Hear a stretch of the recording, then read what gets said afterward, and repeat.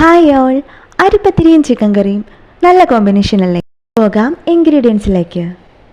2 cup വെള്ളത്തിലേക്ക് 1 teaspoon ഉപ്പ് ചേർത്ത് നന്നായി തിളയ്ക്കുമ്പോൾ 1.5 കപ്പ് അരിപ്പൊടി ചേർത്ത് നന്നായി കുഴച്ചെടുക്കാം.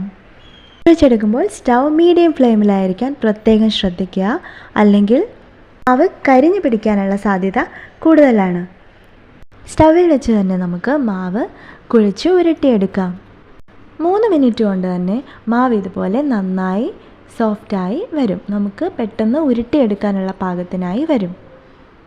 ഫ്ലെയിം ഓഫ് ചെയ്ത് ഒരു 10 മിനിറ്റിന് ശേഷം നമുക്ക് മാവ് ഉരുട്ടിയെടുക്കാം.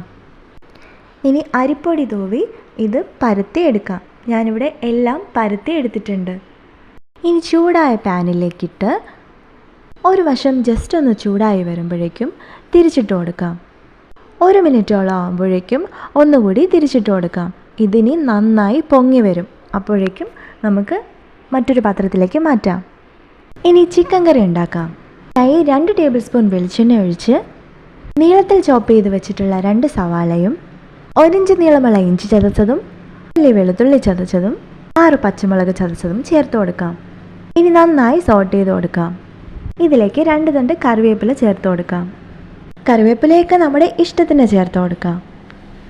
1 ടീസ്പൂൺ ഉപ്പ് കൂടി ചേർത്ത് നന്നായി സോട്ട് ചെയ്തെടുക്കാം. ഇനി ഇതിലേക്ക് പൊടികളൊക്കെ ചേർത്ത് കൊടുക്കാം. 1/2 ടീസ്പൂൺ മഞ്ഞൾപ്പൊടി, 1 ടേബിൾ സ്പൂൺ മുളക് പൊടി, 1 ടേബിൾ സ്പൂൺ മല്ലിപ്പൊടി, 1/2 ടീസ്പൂൺ ഗരം മസാല. ഇവയെല്ലാം ചേർത്ത് പൊടികളുടെ ആ റോ സ്മെല്ലൊന്ന് മാറി വരുന്നത് വരെ നന്നായി സോട്ട് ചെയ്തെടുക്കാം. പൊടികളൊക്കെ ചേർത്ത് കൊടുക്കുമ്പോൾ സ്റ്റൗ എപ്പോഴും മീഡിയം ടു ലോ ഫ്ലെയിമായി കീപ്പ് ചെയ്യാൻ ശ്രദ്ധിക്കുക. ഇനി ഇതിലേക്ക് മിക്സിയുടെ ജാറിൽ ക്രഷ് ചെയ്തെടുത്തിട്ടുള്ള 1 തക്കാളിയും കൂടി ചേർത്ത് നന്നായി എണ്ണ തെളിയുന്നത് വരെ സോട്ട് ചെയ്തെടുക്കാം. ശേഷം ഇതിലേക്ക് കഴുകി വൃത്തിയാക്കി വെച്ചിട്ടുള്ള 1/2 കിലോ ചിക്കനും കൂടി ചേർത്ത് നന്നായി മിക്സ് ചെയ്ത് സോട്ട് ചെയ്യാം. ഇനി ഇതിലേക്ക് 1 ടീസ്പൂൺ കുരുമുളക് പൊടിയും 1 ടീസ്പൂൺ ഉപ്പ് കൂടി ചേർത്ത് നന്നായി സോട്ട് ചെയ്തെടുക്കാം. ഞാനിതിലേക്ക് വെള്ളം ചേർത്ത് കൊടുത്തിട്ടില്ല. ചിക്കനിൽ നിന്ന് തന്നെ വെള്ളം ഇറങ്ങി ഇത് കുക്കായി വരും. അല്പം കറിവേപ്പില കൂടി വിതറിയ ശേഷം ലോ ഫ്ലെയിമിൽ മൂടി വെച്ച് 15 മിനിറ്റ് വേവിച്ചെടുക്കാം. ചിക്കൻ കറി ഇവിടെ റെഡി ആയിട്ടുണ്ട്.